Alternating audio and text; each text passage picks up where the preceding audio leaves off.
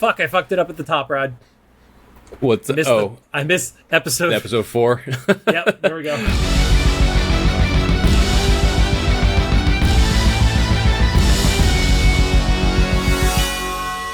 Welcome to Cyclops is Waiting For Me, an X-Men animated recap podcast with X-Men 97, Season 2, Episode 4, titled Rise of Apocalypse, Part 2. I'm Rod. I'm on part 4 of 5 of my days. Let's see. I rewatched this morning while eating breakfast. We're going to see how good my notes are. I mean, we also this time did rewatch the episode 3 times between the original airing, the watch party at Scum, and then this one. So, yeah. So, and I am JC, and update. I did get a Cyclops figure from Dave's Hot Chicken. So nice. That is now in my possession. Still have not gotten a gene though. So if anybody has an extra gene, or I'm just going to end up at Dave's Hot Chicken at some point this weekend. So Cyclops is Waiting For Me is our podcast series where we are going back and watching every single X-Men anime episode that we can find. This podcast started with the original 1992 X-Men the Animated Series, which was building up to the release of X-Men 97 Season 1. And since we've completed X-Men Evolution, Wolverine and the X-Men, and the X-Men anime, but now we are back for all of X-Men 97 Season 2 on a weekly basis. One quick note around the X-Men anime. So a graphic popped up that the Wolverine anime has a different model for Wolverine. He's like gangly and skinny. It is not our like version of Wolverine. That I thought that the X-Men anime did pretty good. That is the version that is also in Iron Man and the Blade animes too. Oh, interesting. Okay. Yeah, they don't use the short, thicker Wolverine. They use the skinny one, which I'm kind of dreading watching that one, but we're going to get through it. So. We'll see. I've never watched that one. I do need to rewatch the Iron Man one, though, because I don't remember what it was about, but I remember enjoying it more than X-Men at the time. But that was also, what do we say, like 12 years ago, 13 years ago? So 15 now. Yeah. 50. Jesus. Okay. Yeah. Yep. Anyway, some quick reminders. We'll recap show about an episode that isn't even a week old yet. There will be spoilers. If you don't want to spoil it for you, pause the podcast, watch the episode, and come back. Don't say we didn't warn you. We're currently not sponsored by or affiliated with Marvel Animation, Disney, or Disney Plus in any way. And don't forget to follow us on social media at Cyclops IWFM Pod on Instagram, Threads, and Facebook. Today we're going to be talking about Season 2, Episode 4, titled Rise of Apocalypse, Part 2. It aired on July 8th. Is that, yeah. It currently sits at 9.6 star rating on IMDb. You were just saying before we were recording that you can't believe it was that high. It's not that it's a bad episode. I don't think it's a 9.6. That is 0.1 behind Remember It. So I was shocked by that, honestly. Like, I think it's still very good, but I don't know if it was the gravitas of Remember It, Now, this is your last chance for a spoiler warning. Yeah, okay, 5, 4, 3, 2, 1. My theory is because of Magneto at the end. I agree. It doesn't have the same gravitas as, like, Remember It, because I think Gambit was like more likable in general. I know you're different, whoever's listening and disagreeing, but for the most part, I think more people had like empathy for Gambit, even though Magneto's death was like really sad. I DM'd Jake afterwards, like, how the hell are you going to last 10 seasons if you keep killing people? Yeah. And but I think that's it. Sorry, just not to interrupt on it, but my theory was right.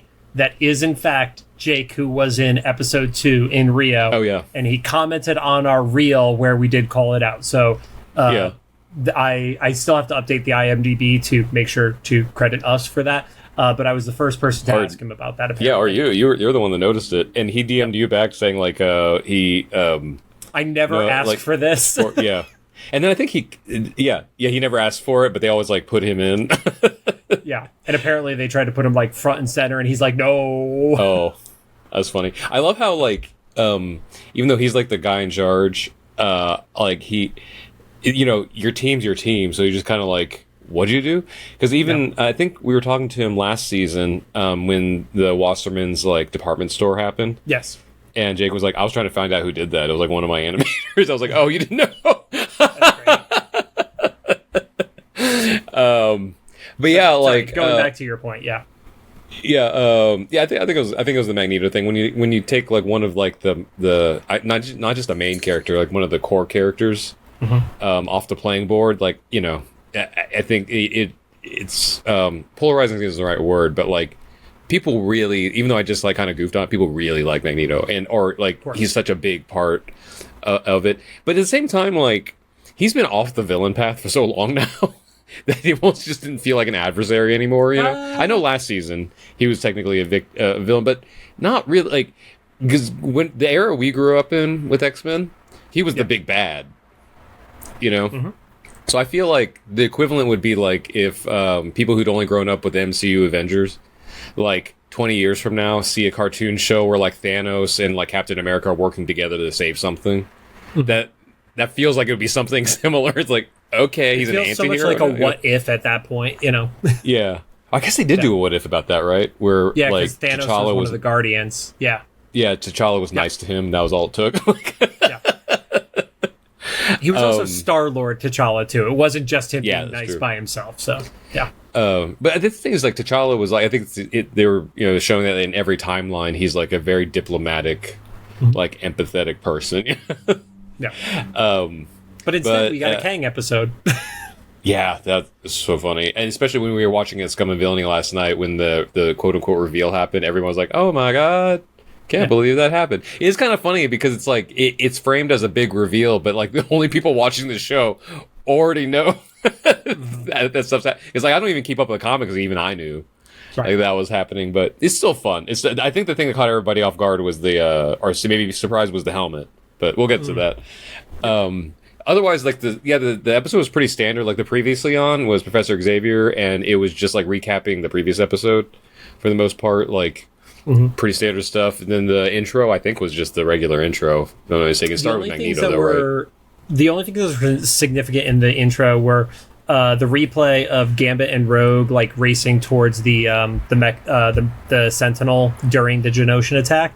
And then a newly animated version of Beast reacting to being in ship as it was crashing in the previous show. So I think that's going to be the common thing from here on out, right? Is like whatever, because all these episodes now are referencing original episodes. Like the next one's going to be the Weapon X episode, so they're probably going to take a scene out of the original Weapon X. Lives and you videotape. Have to, especially with the title, it has to reference Weapon X lives and videotape. Yeah. So they'll probably take a scene out of that, and put it in the intro, because like this one, they also was, I think it was this episode, they put like a scene from when Xavier and Magneto first revealed to themselves to each other from the original series. Oh, yes, there was them on like the battlefield too. Yes. Yeah, because that gives obviously like, now we know because it's the last quote unquote last time that they're gonna like, I don't even know how to explain it. Like, so we saw one of the writers last night too. And someone asked him about those two, and he was like, "I'm just gonna leave it at like, they're the X-Men's two dads, however you want to take that." Yes, Anthony, and of course my phone refreshed. Anthony Saletti, who also worked on season 1, but was a writer on this and the X-Force X Factor episode so far this season. So, then it opens up with Nur grieving over Baal. I have to be honest, when I first watched it, I don't know if it was because we had to binge 3 episodes the first time, and this time around, I forgot like what had happened at the end of the previous episode. I was like, wait, what? Oh, that's right, the big beam. You mean the thing that was at the end of the previously on, Rob? Yeah. Well, I don't know why it didn't disconnect, but yeah. So, it could, and the reason I say that is because it mirrored the Rogue Gambit scene from the end of Remember It to me. So it's like they're just kind of paralleling everything, and even though we didn't know Ball for that long, like they kind of reiterated that it was like really important to F7 and Ur, and then Magneto. Well, a couple people not reading the room, but Magneto's the first one to not read the room. He's like, I could only protect us. Okay, like maybe not the time to say that. And then as soon as this happened, I sent you the text as we were watching it, like simultaneously at midnight, of Bishop has 0 chill. Yeah. Like, he's like, all right, it's fucked. Let's go home, guys. Like, that's literally his takeaway. So I kind of get it though, because he was like, we were supposed to leave like hours ago. You're the ones that wanted to come here. And I think it was a Rogue that was like, not now, you know. But also, like, Bishop is probably the one that's been dealing with Apocalypse the most, right? Because he's time traveling and stuff. Not really. Really? The only way he's been dealing with him the most is when the whole Beyond Good and Evil thing happened. Like, if he was in that, like, walkway thing for, like, months or something like that. Or maybe the repercussions is better the way to put it. So, like, he has no empathy for any stage of Apocalypse. I feel like that's more of a Cable story than a Bishop story, though. Oh, okay. Yeah. But also because Bishop's story keeps changing every time he goes back to the future, and Robot Forge is like, I don't know what you're talking about. You know? Yeah. But also because Bishop hadn't been there, like, he had formed no bond with Apocalypse. So he just knows, like, this villain. He knows what he's just going like, to become. Yeah, so he's just like, let's get the hell out of here, you know? And yeah, Bishop's ready to get out. Xavier's also not helping. And he's like, let us explain. And this is, I think, when I sent you a message, it was like as soon as Xavier's like getting ready to introduce the idea of time travel to Apocalypse, it's like, no, why? It's the thing.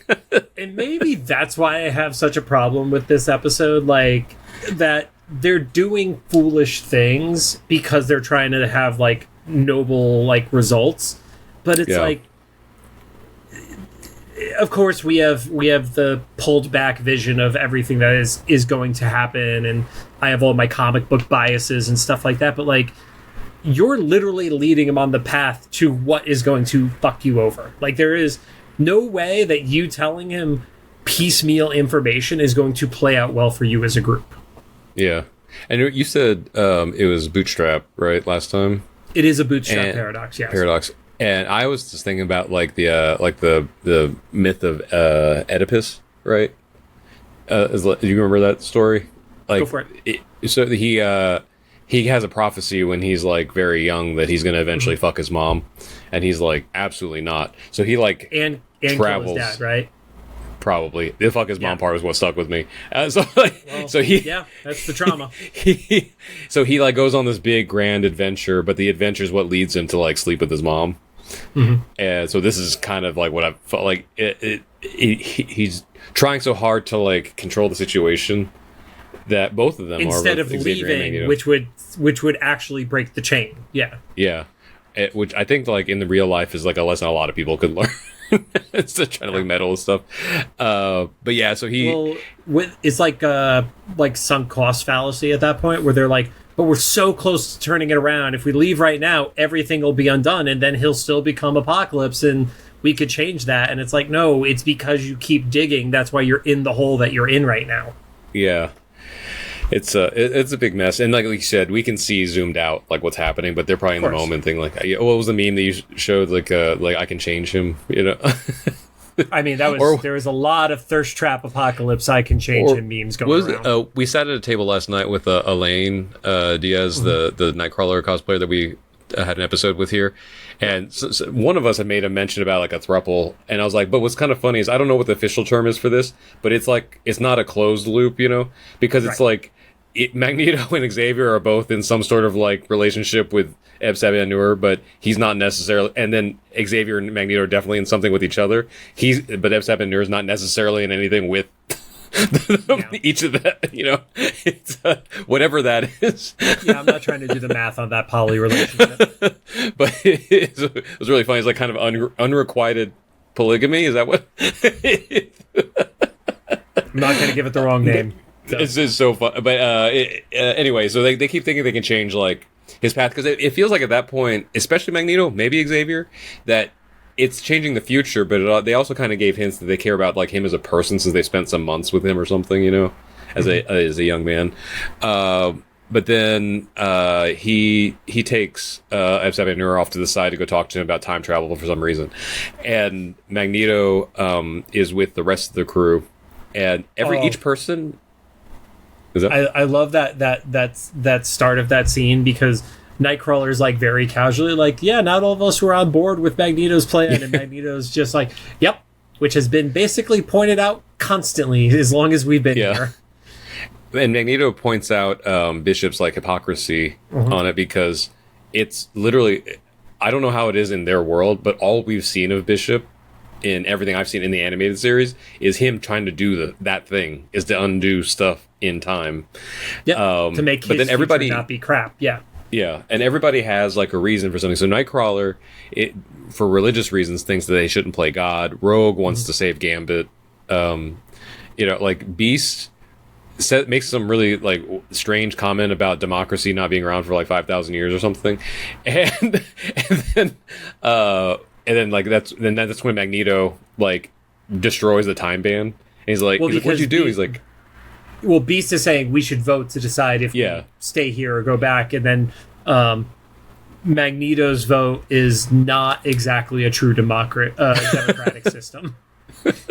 All right, depends on how if you want to get into politics, it depends on how you interpret true that. Democracy is all I'm saying. And so, but he kind of uses like leverage to go to the temple, because he's like, this makes us both have a reason to go to the temple, because it'll give us a chance to like fix Epsabanur, quote unquote, but also they assume they'll have the technology to fix the time bands, which that one is also a leap of faith, because it's like there's this celestial thing, and it's like, that's not how just like random machine components work. Like I can't just take stuff from like a refrigerator today and build a rocket ship from the 1960s. Like, it's not a one-to-one like correlation. Watch, you probably can do that, and I'm super fucking wrong about it. So, I don't know. It was kind of funny that this little side note about the Celestial thing. So the session I was in right before this, I was working on a song with a crew and for this artist. And I was working on like the music. I helped a little bit of the lyrics, but it was like mostly music stuff. And like they were writing lyrics. I don't think either of them are Marvel people. One of them's kind of into stuff. One of the singer's definitely not. And I was just like smiling in the corner, and they were like, "You have something to say?" And I was like, I just want you to keep going, because you're writing a song about the Celestials in the Marvel universe. Okay. And I just kind of like, and they weren't, but they were, It was about something else, but where I was like, I can't wait for this to be done. And then I want a supercut of like the Celestials in this. And I hope, so if this ever comes back, we can tie it back to this, me mentioning it. We wrote the song today. But it was just so wild. I was like, wait, you guys know what you're doing? You'll have content from Guardians of the Galaxy, because they reference the Celestial in that. You got the actual Eternals movie. You have the What If episode, and now you have this. So there's a lot. And probably more, because whenever they introduce the MCU Wolverine, it's going to go back to the Adamantium Celestial. The Adamantium stuff. Yeah. So, like, anyway, So back with Xavier saying too much to Epsabanur, he essentially, the conversation ends with him like convincing him to be able to read his mind, because he's like, I feel like you're being called by the same thing I had a vision of. We're just going to chalk that up to telepath, smart guy, something, making that connection. And then he does like what Kitty Pryde did to Logan in the X-Men movies, right? Put him on like a big stone tablet and wave his hands over his head. Well, he's doing it to read his mind. I guess he doesn't want to like fall over from it. But it's like flashbacks to him where it's him as a baby being remembering when he got abandoned, him being a slave, then showcasing how strong he is. And then what I missed the first time I watched it, because I thought it was Horus, and you were quick to point out it was Khonshu, right? The statues being raised. I also didn't realize Khonshu was actually an Egyptian god that wasn't just made up for Marvel Comics. Yeah. Oh, okay. Yeah, I knew Khonshu, but the main thing was I saw the moon thing on him, and I don't know if that's a normal thing on the god statues. Yeah. Oh, okay, but like I just assumed like if they went ahead and like put a moon logo on one of like the Marvel characters, it was some Moon Knight-ish reference or something. Yep. But before he read his mind, he was like, this is going to be painful. And then Epsabanur says, like, pain calms me, which I want to come back to, because I realized something last night when we were watching this at Scum and Villainy. But then, in the vision, they see a celestial, is it Eson? Yep. Which he refers to as the Gardener, but that is not his actual title in, like, anything else Marvel. Gotcha. And he calls out to Nur, and that's when like Xavier gets shot out of the vision or the mind thing or whatever, and he says he recognizes the Searcher in most other things. Sure. And he saw then Xavier points out that he saw the same Celestial in Logos's mind, which is so funny because like I probably been vaguely aware of the Celestials in previous iterations of Marvel just because they're probably in the background or something, but it wasn't until the Eternals that I really like noticed them. But I love how like their face like configuration is essentially like their fingerprints. Mm-hmm. You know, like it's like each has a different setup for it and stuff. Yeah, and I guess it's the same as a face as a human, but this is like more geometric. You know, it's like, oh, you have 6 dots in even rows, but the other one has like some dots in a line or something. Like, this is kind of a cool setup. But yeah, so Nurse says it's the gardener's gaze above the temple, and then they could follow the constellation to follow them there. Mm-hmm. I didn't take notes last time. I want to point it out now in case anybody was wondering. This is where the commercial break happens. Okay. The one thing I did differently this time was I looked at the temple from Beyond Good and Evil, and it is not what you see because this is a very Sphinx coded architecture that ship is built underneath. Sorry. That ship is sitting underneath, not built underneath, because it was already built fully. And then the temple at the axis of time is more of a pyramid structure with faces built on top of it. It more closely resembles Apocalypse's stronghold in the first episode of the season. So was the dome that they walked through, was that just like ship's like force field or something? Sure. Because there's a point where they like cross the threshold and then like the sky changes color and stuff. Before they crossed it though, somebody I forgot where I saw it made a great point. If you notice as they're traveling across the desert, Beast and Apocalypse are on camels while everybody else is on horseback, and it's because camels are able to carry roughly twice the weight that a horse can. So Apocalypse and Beast being denser characters was intentional in that way. I mentioned that last night. Did you? Yeah, because I saw Jeannie Ippolito point that out. Yes. Because she did the math. She said because like canonically Beast is like 500 pounds or more or something like that. Mm-hmm. So it's like that's a great level of detail with the animators or Jake or whoever wrote this scene or whatever. It is like technically having like Beast on a horse would be like so inhumane. Well, that was one of the things actually I love that Anthony was discussing as well, which was in animation everything is intentional. Sometimes if you're on a live set, an action will happen organically, and then everybody's like, "Oh, that was amazing. Let's capture that." Or the placement of something happens. I think there was like some famous scene where it was like, I forgot who the actor was, but he broke a like legendary guitar, and the actor they were on screen with like freaked out because they're like, oh my god, you broke this super valuable thing. Like that just kind of happened because somebody forgot to yell cut. That doesn't happen in animation because in animation somebody has to actually take the action, draw color, etc. Like even if it is lightly thought about, the placement of a thing or clothing item is all intentional within cartoons. So I think he pointed out too that like it's most usually for those things it's not the writer, it's the storyboarders or something. Mm-hmm. Like because they whoever asked the question, it was about some like prop that was on one of these scenes, and he was like, I don't know what it's for, but the storyboardists know why it was there. Mm-hmm. And that's why he said the intention thing. Although I just thought of this like, this is kind of a sad thought, but like this might be the last few years of an era where we can say the animation is intentional if AI is taking over. Like, you know what I mean? Because like, doesn't Netflix have some AI animated shows already? So like, if stuff is being generated, it could just be like an oopsie, it just threw it in there, you know? Not as far as I know of on Netflix. I'm sure they're all experimenting with it, but I don't think there's anything that's fully animated by AI on Netflix. If they did, But it's not even fully animated. Like if they're just using animation, if they're using AI to like generate backgrounds, that could be the last of like the intentional set for a while, until people get sick of it and want to go back, But anyway, like, so that they arrive at the temple. It is in incubation, but it is not active on any content currently. Gotcha. Yeah.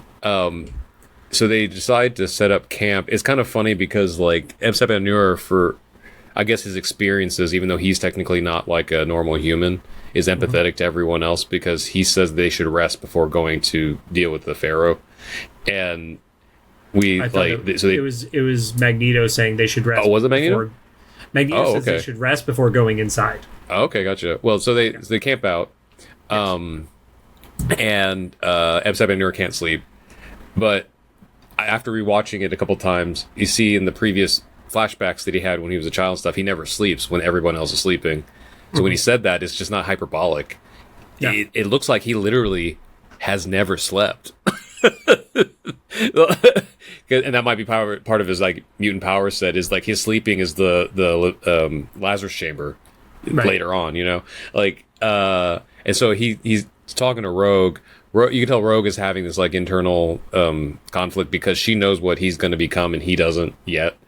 And it gets to around a conversation. He asks her like what she's looking forward to getting back to, and she's like, well, what I'm not going back to. And she doesn't bring up Gambit, but she alludes to him, and then basically asks like Xavier if he's ever been in love, and he's kind of like, my mom threw me away when I was an infant, so no. And then I lose everything that I ever attach myself to. Yeah, and I think that gives more like reason for why like when he becomes Apocalypse, it's like literally what do you have to lose, you know? Yeah, he had nothing to hold on to, and he's in his eyes is like it could only like fix things if even if his purpose is to end things, it's a purpose, you know. So she's like, well, I hope for all our sakes, which is a really weird cryptic thing to say to somebody, that you find love, and then she immediately rolls over and goes to sleep. I think you pointed that out last night. It's like, and she's like, fuck you, you're gonna go to sleep. It was almost like a fuck you, like in a way. Like she's like trying to be pleasant, but at the same time, she's like, she doesn't fully trust him either, even though she's kind of like hoping that Magneto's right. Yeah. And then here, when I forgot to mention so this is my connection with before when he had his mind probed by Xavier, and he's like, pain comforts me. Rogue asks him if he's ever been in love, and he says, love is pain. So I was like, is that a transitive property? Where it's like, if pain comforts you and love is pain, is love supposed to comfort him? Is that where they're going to get back to? Oh, I thought you were going to take the route of like, oh, if love is pain, does he love causing pain to others then? Oh, maybe, but I just thought like pain brings me comfort. Love equals pain. So like, are they going to try to do like the Full House ending of like, oh, you just needed love all along. Like love brings me comfort. I don't know. If I was a betting person, I would not go with that for this story. It was just such an interesting like two very short 3-word phrases. You know, pain comforts me. Love is pain in like a short amount of time that they kind of book in. I don't know. It feels like an intentional thing to put in there, you know. I don't know. I mean, I feel like everything is fully intentional with this writing team, but I don't think that's what solves this. I think this is like what pushes the X-Men through to completion, but not what is going to like save Apocalypse, quote unquote. I have a little gremlin down here. Of course. Hi, Lucy. Here. Okay. And audio podcast listeners, that is when the cat joined the podcast today. Yeah. She's thinking about it. You just show me your butt. All right. And then we cut over to the external putting like a Cerebro like helmet on is Ramatut, right? I keep calling him Kang. He's Ramatut right now. It's Ramatut and then he reaches out to Xavier, and he's like, "You want to see what's in here? Like, I'll save you the trip." And that's when he mentions like he's in the axis. Well, he doesn't say axis of time, but he says the axis of the past, present, and future. Yes, which is he's even starting to go a little bit crazy, like what we saw in the live action version of like He Who Remains, where it's like he's like, you know, at one point I was Nathaniel and Victor and Kang, and it's like, there's that little eye thing that is talking to him too. Like he's like having a conversation with himself. And because he's basically like, are all of these you? And he's like, yeah, they're just echoes of other times. It's almost like a very Dr. Manhattan thing where it's like experiencing past, present, and future at the same time kind of vibes at this like location. I think the last night I asked too is like, which variant is the eye? Like, that was... I don't know the eye, candidly. Yeah, that was kind of a wild. Nathaniel is like him as he's becoming Kang, and he becomes Iron Lad. Victor is Victor Timely, and then Kang is obviously like, his primary Ramatut, Silver Centurion. But yeah, I don't know what the eye was. And then of course, later in the episode, there is a little visual reference to him being Bender in from Good versus Beyond Good and Evil. So, and he revealed, and this is like kind of like in like a psychedelic like mindscape because he's like 3 times the size of Xavier and has a talking eye also. But like he basically reveals that like he's there to take the power that Apocalypse is going to have before Apocalypse gets it, and Xavier's torn because he's like, well, you're going to use it to control all time. He's like, duh, yeah, but like you're trying to stop Apocalypse, and then he tells Xavier, but you never do. So like such a like wild thing to tell. Actually, when he said right around when he says it, I think he like looks at the camera too, or camera. He looks at the audience. Yeah, he's saying his different names. Yeah. And yeah, Xavier's just like, what do you do with that information? I guess he's just supposed to go home because Xavier's trying to like, do we create a new villain or help create a new villain, or and stop the one that we are, make sure the one that we already know never happens, or do we like let the thing happen? He doesn't know he's about to create it. And so they never stop Apocalypse. And wait, why do I have the next note? In the temple, Nur recognizes a celestial. Oh, because they go inside. So when they head inside, and you actually see that the temple is just like built around Isan's body, corpse, or whatever you want to call it. Yeah. And then the team decides to split up. Nur and Xavier go one way, and then Magneto and the rest of the team go the other way. One thing that they did make sure to point out, though, is that the temple itself is 10,000 years old, which is before any human society would have had the ability to build even a basic temple like that. Like, because we know, like, some of the earliest civilization that had engineering feats was Egypt, but that didn't go back 12,000 years. It only went back, 2,000 years. Yeah. It went back too far for what they were able to build, aside from all the magic of ship, And so, speaking of, Rogue and Beast are on Magneto's team, and they're walking through, and Rogue makes a comment like, this feels like deja vu. Like, we've been here before. And Beast quickly realizes as like the console lights up, it's so funny. He's like, this isn't deja vu. We've been inside this before. And it's Ship from Obsession, was it? Was that the episode? Yes. I just love that, like, all these great names, you still have just, like, Ship and Computer. Ship. Yeah, which is the same character. Yeah. What did I say last night? I thought it was Stan Lee, but you said it was Claremont?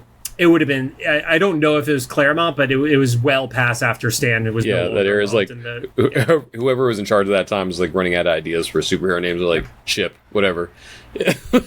I mean, Cable's a Rob Liefeld, like, piece that he worked on a lot, so I could see Liefeld putting together some awful shit like that. So, and he's a super stable person.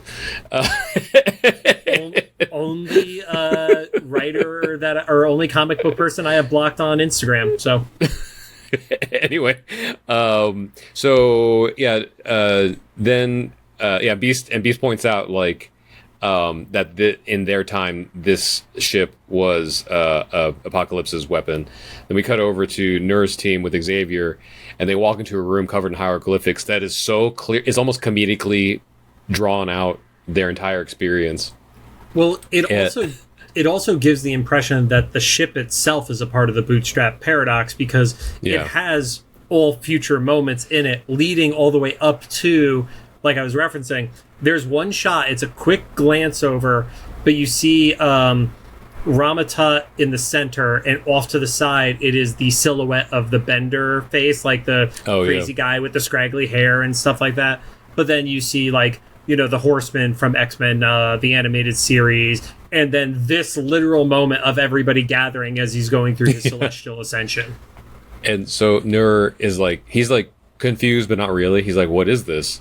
And he's like looking around, and he's like realizing it. And at the same time, Xavier like is messaging telepathically to Magneto. He's like, get over here right now. Like, he's figured everything out. Which is like, there was a song that BB Rexa did with Nico and Vince that I always think of in times like these. Like, that's how you know you fucked up. Like, it was like that moment. They were like, we did not have any of this under control. No, we never had any of this under control. And rightfully so, Nur's like really pissed off because he was like, you knew that I was going to become a god. You were here to stop me. And Xavier's like, that's not the complete truth. Yeah. But it really was what they're there for. Yeah. The gist of it was, you're trying to stop me from what my destiny to become this was. And he's like, no, I was trying to stop you from becoming a monster. And then quick fight happens on that one. Yep. And then Nora's like, no, I made my choice. I was always the fittest to survive. And then you pointed this out. The Apocalypse head.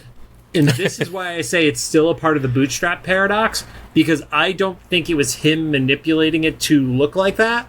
I think because there's some sort of loop that's happening, he made sure that when he sends this back into the past that will eventually empower him, it's programmed to do this. So it's like, he's not making it in the past, he's making his current future image at that point. Yeah, because this giant like Apocalypse head that he's not yet turned into, correct, pops up out of the ground. And there would have been an argument in any other circumstance that this is just what like a prophecy fulfilled looks like, but it had a specific markings on his mouth that they point out as an anomaly throughout the rest of the series, from when he was an infant. So yeah, he's tries to go in there, and then this is the next commercial break. So they are timing these well. Then when it comes back to the commercial, pseudo cliffhangery stuff, yeah. Then when it comes back from the commercial break, Magneto's team arrives. Another like little fight. They try to stop him from entering the big head. I think like Xavier makes the point and says he can't reach that crystal. Oops, he reached a crystal. I only know this part. I wouldn't have known this, but I only know this part because of how many people were arguing online about it. I saw some posts about some rage baity Infinity Stone. Yeah, some rage baity comic book channel posted like, "Oh, the Infinity Stones are back," and then I saw a bunch of people say like, "This is not an Infinity Stone; it's a Death Seed." It's a Death Seed. And so that's what's inside the head. And then when I guess the head closed because the X-Men don't know what's going on in there, and Nur does the thing that like the Celestials in the MCU do, where it's like, well. He has a quick mini fight first, which has him just wiping the floor with everybody. We don't need to go across individual moves, but I do have to say the headbutt he gives Magneto should have caved in Magneto's skull. Like that was visceral. Like that hit, man, was oof. Yeah. Like I felt that. Also, he definitely broke Bishop's back twice. In that fight, there was two times he got swatted up against a steel wall. Anytime he threw anybody against a wall, like he was leaving like cracking the walls on it, and that wasn't like drywall. That was like carved stone that he's just. Yeah. I mean, he did that to Nightcrawler, and Nightcrawler is not as durable as Bishop or Rogue is. So. Yeah. And so he's presented suspended in front of the Celestial. The Celestial like kind of gives him a choice actually. He's like, if you're ready to receive this, you know, and that's where he feeds him the line about the rocks of the eternal shore that everybody's going to crash against. He's like, say it. And then Apocalypse says it. The interesting thing right there is in the captions, because I only watch it with captions during the last watch through. He actually says the eternal shore. Eternal shore is a proper noun. That is capitalized for some reason. Huh, interesting. I thought you were going to say it was like a 90s, like, New Age album or something. I mean, it definitely sounds like one. So. Right. And was it Crash Against Me and Be Broken. So that's like such a fun between like the external and that line. It's kind of fun that they wrote in the origins of kind of inconsequential things in the original series. You know, like I never questioned why Apocalypse said that. He's a very Shakespearean villain. But it's kind of cool to hear where it came from. Your comment about it when we watched that for the first time, yeah. Oh yeah. Oh yeah, the last episode, right? I was like, that was the no. I mean, even going back, like after you mentioned it on the last recording, I was like, oh yeah, Rod brought up that like Apocalypse is kind of a theater kid in certain ways. Oh, that's right. But yeah, even like real quick, like when they arrive at the temple, like the green waves crashing were already happening, and knowing what was going to happen on a rewatch is like, oh yeah, the memory from Charles, the transformation, crashing against the rocks, all that stuff. It all lined up so perfectly, and I do love hearing people like at the bar talking about like, was it a glow up or no? And everybody was consequently like, no, he's no longer hot. And I don't think I realized like his face goes like wider and broader, and like he kind of loses his neck. And I was like, oh, that's why everybody was thirsting over him, was the jawline. The jawline was what everybody wanted to fuck. I guess, but I see when his head got wider, it wasn't necessarily more attractive to me, but I feel like that's like a meathead that like there's people out there that really like. Oh, no. But that's what I'm saying is most people were like, is it a glow up because he got more powerful? And it's like, no, he kind of looked gross when he got like more trapezoidal faced. He has that. What's the guy that's going viral now for like hammering his jaw? If we say his name, his followers will appear. So I don't want to do that. But I know exactly. I'm not one of the youths to know, but I feel like that's what that dude's turning into, you know. Like, but anyway, he's going very Giga Chad. Yeah, and Beast arrives and he's like, I didn't realize what his name was, and I don't want to bring it up because I don't want anything to attract his followers to our stuff. Beast arrives and he's like, hey, I fixed the time bands. Yes. Which in all reality, so fast he's able to. Well, see, my theory is in all reality, when everyone else left, he had a quickie with Ship, and Ship fixed him. They hadn't seen each other in a while, right? Well, I guess she hadn't met him yet. She hasn't seen him in theory. Well, I guess depending, we don't know what the cycle that Ship is. Like you said, you know, like sending. I don't know. This whole paradox thing is kind of weird. Because it has the shit card inside. Anyway, that's probably something we were supposed to think about. That broke my head because you also mentioned Beast banging the ship. Yeah. And then Elaine was trying to figure out if there was like, you know, the C-3PO portholes on the ship, right. like R2-D2. So, and then they're all arguing about if they should leave yet. And I wanted to point out that only Bishop and Magneto were like, we should get the fuck out of here. And everyone else is like, but we can still fix it. And they're like, what? And then Magneto kind of makes the decision. Bishop is just like, he straight up calls them all crazy. It's like, are you stupid? Yeah. And then Magneto said, like, you don't have to be the villain, like, you know, like when you have me. And then he just kind of activates everyone. Yeah. He activates everyone's time bands, and I forget which one says it's like, we want to help, and then Magneto's shoving them all through the portal, and he's like, you are helping. Everyone laughed at Scum and Villainy, that one. Like, that was a great line. Yeah, like, you getting out of here is helping me right now. And then because he essentially says he needs to fulfill his promise to Xavier, which was to get them all back home. Yeah, and then Xavier does what, like, this cat does to me every time I try to leave the house. It's like, he's grasping on his cape. Yeah. And like not leaving, which wasn't completely surprised, but like you find out later it's what makes Xavier left behind in this whole situation. So everybody else goes back in time. That's the last we see of them as of right now. Because that's exactly when Apocalypse bursts out. Yeah. Yeah, except for Bishop, which we'll get back to. Why does his outfit have an A on it? I assumed it was like... They made a point of the reveal of showing the A, and I don't know why. Like, everything else about him, biomechanical, like, him instantly understanding how to make a gun out of his arm, like, none of that bothers me. The A as his belt spot, still don't get it.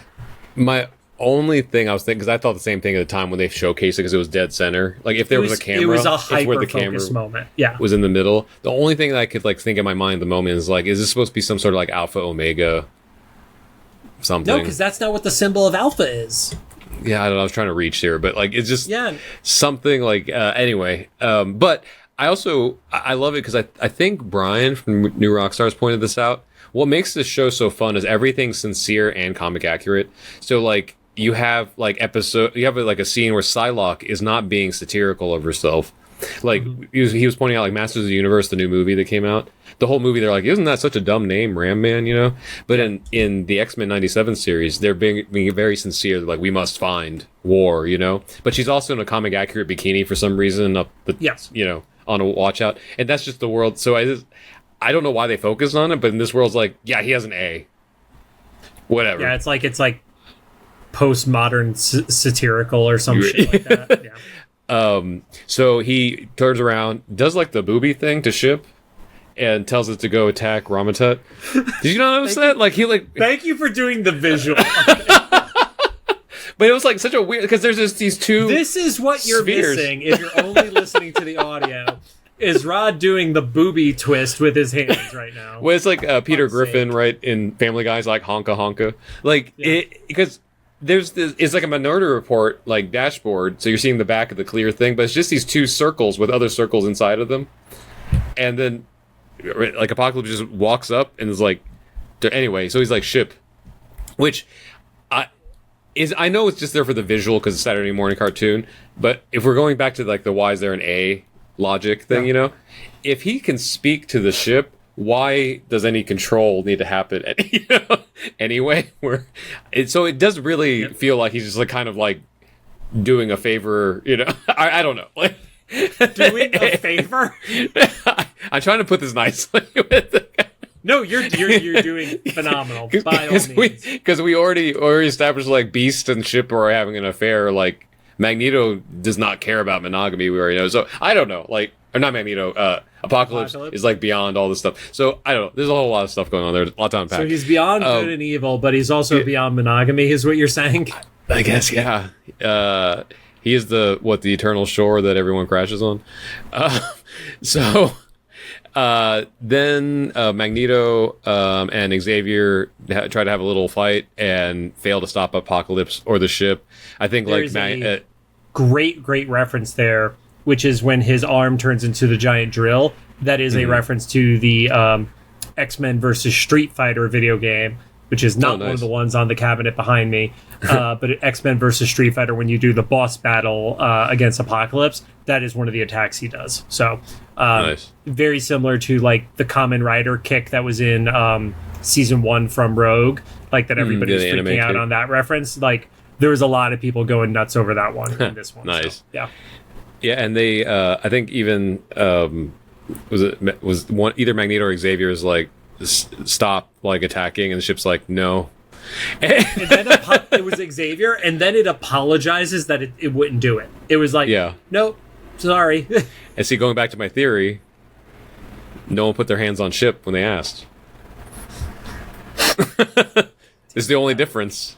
Yep.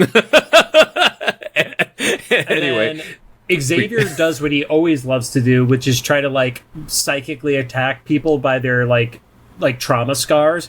So he's like, hey, remember that time your mom abandoned you? Like he literally brought that back to the forefront as like his attack before Apocalypse like overpowers him essentially. Yeah, throws him out. And then Magneto has this realization. He's like, I just called it like a MacGuffin thing or something. Like he says something that was similar to like when he amplified like telepathic powers at the end of the original series.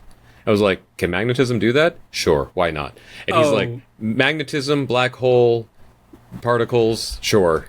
Right. Well, that's where we get the big Kang scene, is they're approaching, and right before the black hole starts, Kang is like, oh, fuck this, I am out. And yeah, well, this is not my time to conquer anymore. Yeah. And he's like, I'm going to make my little bubble ship pop up, and Chandra, who is not the external yet, but this is like the start of her origin essentially, is like, wait, where are you going? He's like, oh, I'm out.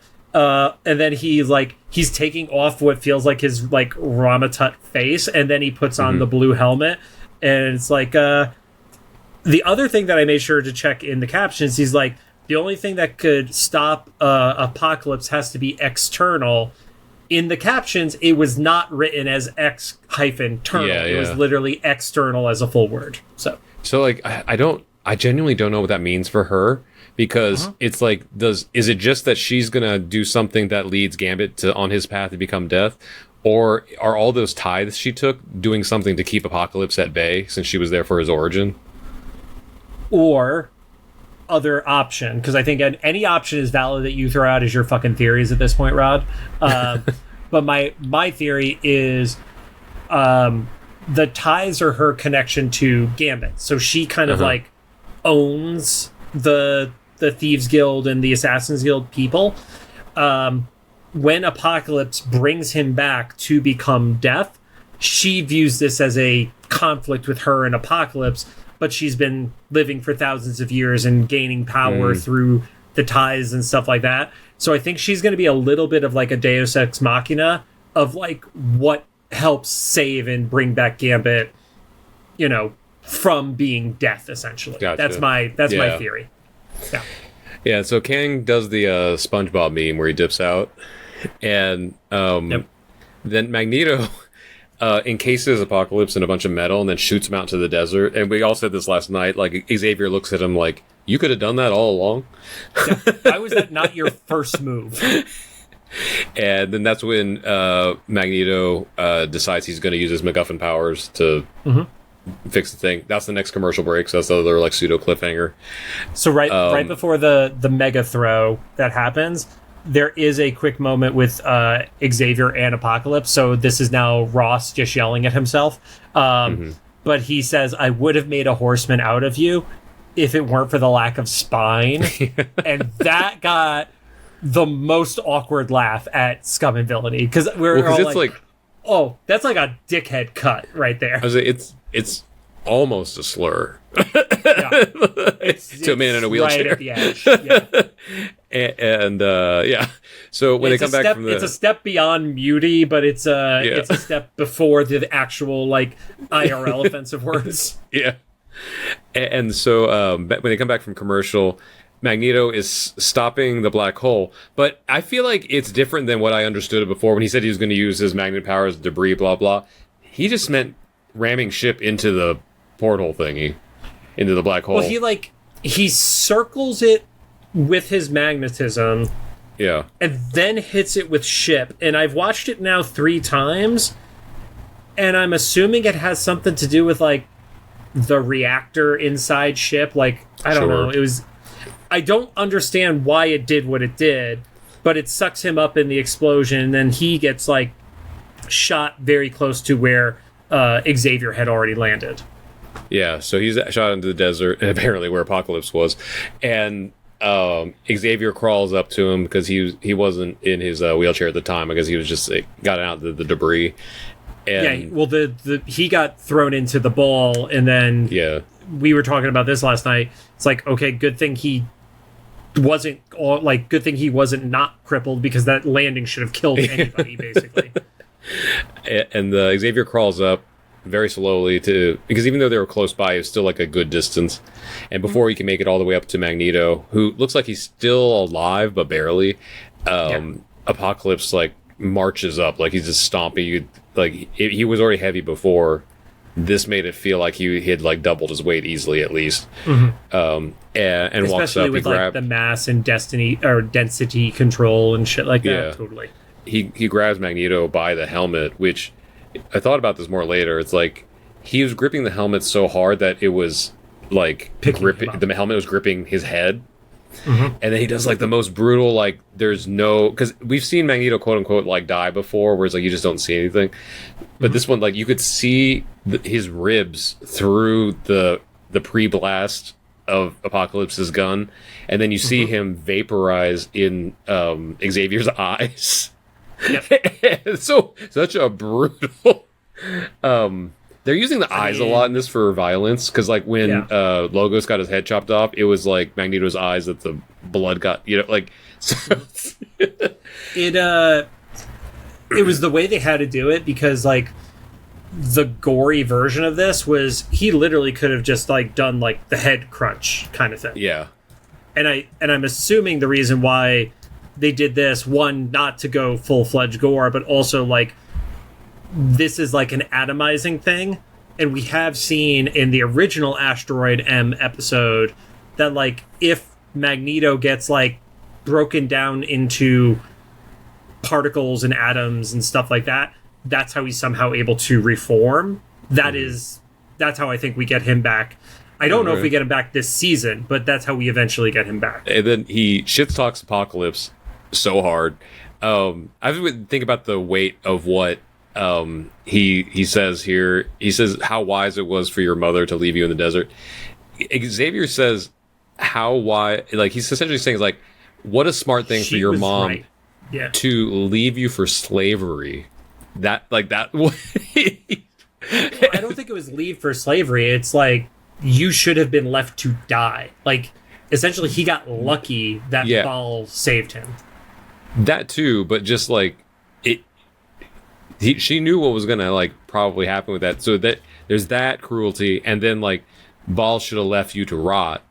Yeah, and like it, and like I don't think we've ever seen Xavier get that. Like that's what that was for. You know, like Magneto meant that much to him. 100%. I mean, my comment there is like that is the anger. So we've sort of talked about this. I don't believe that we get Onslaught this season, but I do believe that this is a part of what leads to Onslaught, because he is a combination of Xavier and Magneto's anger and hate. And finally, they're getting what they want. That is the first moment of like Xavier being broken. He is more broken from that moment than he was with the Genoshan massacre. So. And then he grieves over Magneto's helmet until it becomes dark, and then that's when Bishop comes back. Well, you do get the quick moment where Apocalypse puts his boot to Xavier's head, and it's like, I could crush you right now, but only a coward crushes ants, basically. Oh, yeah, it feels powerful, like stepping on an ant. Yeah, and that's kind of his excuse, because Xavier says something to the effect of like, "You never become a god; you're always a monster." Mm-hmm. And I think that's Xavier trying to say he knows more about Apocalypse's history, but then Apocalypse saying that kind of implies that at this point, Apocalypse knows even more than Xavier does about the span of time. And so he just like walks away and leaves him. Like Xavier's grieving over Magneto's helmet until it becomes dark. Bishop comes back. I think you and maybe somebody else mentioned this, like, if you can come back at any time, why not? The only thing that I kind of figured out was like, I remembered something that Bishop had said in an earlier episode where like tracking down people in time travel is like seeing their resonances or the ripples or whatever. Mm-hmm. So my only like kind of like saving grace of this logic is like, if they're continuously moving through history, like he can't just go back anytime. It's like kind of hitting a moving target.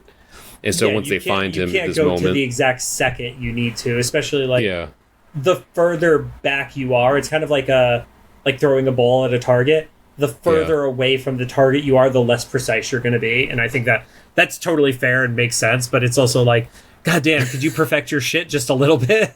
Yeah, and so he takes Xavier back. Well, Xavier tells Bishop, it's like, we can't stop him, we never do. So he's finally like conceded to like, this is the end. They take him back, and then we all got like this heads up there's going to be an after credit. I'm happy they did it.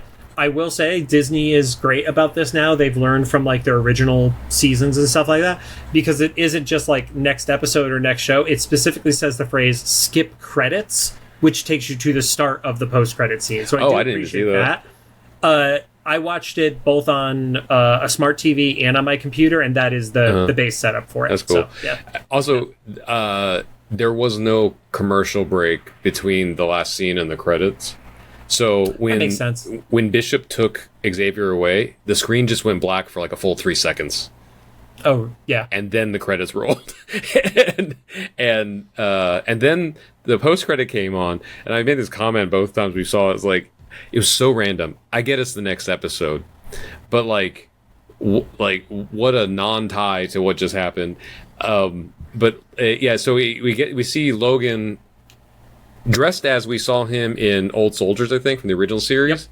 But he has the bone claws, Yep. and he makes a comment. Captain America like backflips into the situation and makes a comment of like they hadn't seen each other in 50 years, and so like okay, so this is not Old Soldiers timeline. This is after Wolverine's team got back from their trip from the future. I don't get that. And then Black Widow's there, and you said that's her current comic thing. I didn't recognize that besides her logo. No, that was her look in the I believe it was the 1990s, because it's a reference to Uncanny X-Men number 268. There is that famous cover where it's Logan, Captain America, and Black Widow like all like looking in the distance with each other, which is a pretty famous X-Men cover. So gotcha. It essentially just sets up the next episode. There's a Weapon X file, and Black Widow's like, this should stay secret for a reason. Captain America's like, I don't want to know what you need this for, and Wolverine's like, no, I'm going to get the band back together. And yeah, he's like, I got my own crew, and we're going to put the band back together. So. And then we already know that the next episode is Weapon X Lies and DVDs. So it's clearly going to be like a parallel Weapon X Lies and videotape, right? Was the original videotape. One? So like, so it's definitely set up for that. I think you pointed out like they probably put that end credit there, so it would be a happier ending. Yeah. But. Yeah, and then if you didn't know, Lake Bell, who's the voice of Black Widow, she was the Black Widow in the What If episode that Black Widow was in. I think there were like 5 or 6 episodes with her. Also, in the comic book arena, she is the voice of Poison Ivy in the mature rated Harley Quinn show. So gotcha.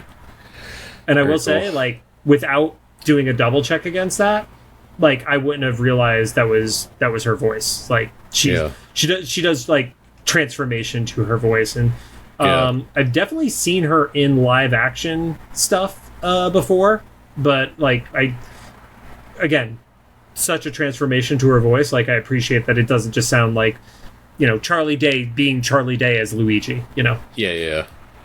This is what, or Chris Pratt is anything Chris Pratt plays. The opposite of a voice actor. Yeah. But yeah, I really happy episode, especially if you're a Magneto Rogue shipper. Rogue Nito. Yeah, the Rogue Nito. It been a rough couple of years for the Rogue Nito and Gambit Rogue. the Romy fandom. Yeah. Hit both of them real hard. I may have messaged somebody at 8 a.m. the next day because I wasn't going to... Other than you, because I know you were up watching it at the same time, I wasn't going to text anybody at 1 in the morning. But I definitely messaged somebody the next day and be like, so, this is your fault. But yeah, so I kind of get the high rating because it's like it's you said second to remember it, and it's 0.1 like, below remember it. You it makes sense in that sense, but like the like taking out a major player off the board, it's like kind of Games of Throning X-Men, which I don't know has actually like happened, you know, in the shows and stuff. I mean, not necessarily in the shows, but like the X-Men die a lot. Like in the comics, there's a whole other thing. Yeah. But like not even like there's not a variant or anything. It's the Magneto that we've known for decades, you know, in the Gambit we've known for decades, and so it's like it's one thing if they're like we see like a future Storm and Wolverine that are married that vaporize together. That's like one thing, but like with if we actually like you know see the Magneto we've been following for decades like vaporize, like shit. Okay. But yeah, I don't know. Can't wait for the next episode. It feels like we're actually like finally like we're done with like a chunk of storyline now, because the first 3 in this one were just kind of like all leading up to like the apocalypse stuff. Well, it's kind of like we got caught up to where we need to be. It feels like the next episode is the bottle episode because it's like the tradition of every season has a Wolverine origin related episode. Like that was just happened in every season of the original series, and we didn't get it during season 1. So I feel like that's what we're getting here. And then it feels a lot like we're going to move into that Grant Morrison era, especially because we know that those Frank Quitely uniforms are debuting before the season is over. The leather jacket with the big yellow X and like the horizontal lines on the outfits, like that is our wrap up for the season. It feels like so. Gotcha. Yeah, cool. And of course at some point we get Gambit, Apocalypse, Horseman. So yeah, second to last episode, right? And I do have a theory. I don't know why I think this. I also think that the voice of Ship is going to be Danger's voice. I have no reason to think that other than I think that would be a great like connection between stuff, but I could be totally wrong. There we go. We bookmark it. Oh, yeah. We say for that, but we don't know where any of our bookmarks are. Yeah. Well, I just mean the theory. I think the only bookmarks you have of all of our shit is just anytime we've interviewed somebody and they said Cyclops is waiting for me in their character voice, and nothing else has ever been saved. So. Well, thanks for joining us. If you have any thoughts, make sure to drop them into the comments for either the YouTube upload, Spotify upload, or official Instagram post about this episode. If you like what you heard, we'd appreciate a rating on the podcast app you're choosing. You can find us on Apple Podcasts, iHeartRadio, Amazon Music, Spotify, and YouTube Podcasts. See you next week. We are no longer getting views on CastBox. I don't know if it went away, but I checked the Spotify info, and CastBox does not show up as a source for us anymore. So no more number one. No more number, or the only number one, and that's why they shut it down. So